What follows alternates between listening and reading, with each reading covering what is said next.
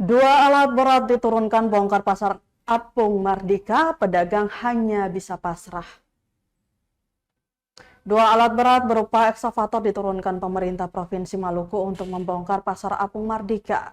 Pantauan Tribun Ambon.com sekitar pukul setengah 12 siang di lokasi, terlihat dua ekskavator tengah beroperasi membongkar lapak-lapak pedagang. Para pedagang pun berjibaku memindah harta benda mereka dari dalam lapak. Kepada Tribun Ambon.com, salah seorang pedagang, Mama Umi, mengaku hanya bisa pasrah menerima keadaan ini. Dijelaskan saat ini pedagang masih tetap berjualan di badan jalan sambil menunggu pemerintah mengatur masuknya pedagang ke dalam gedung baru Pasar Mardika.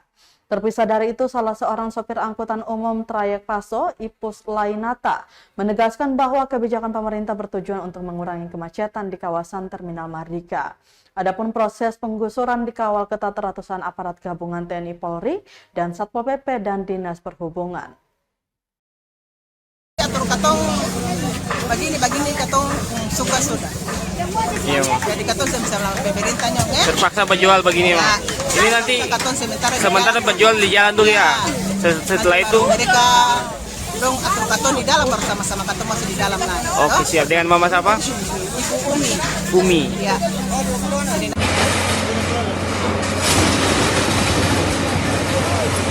Download Tribun X sekarang, menghadirkan lokal menjadi Indonesia.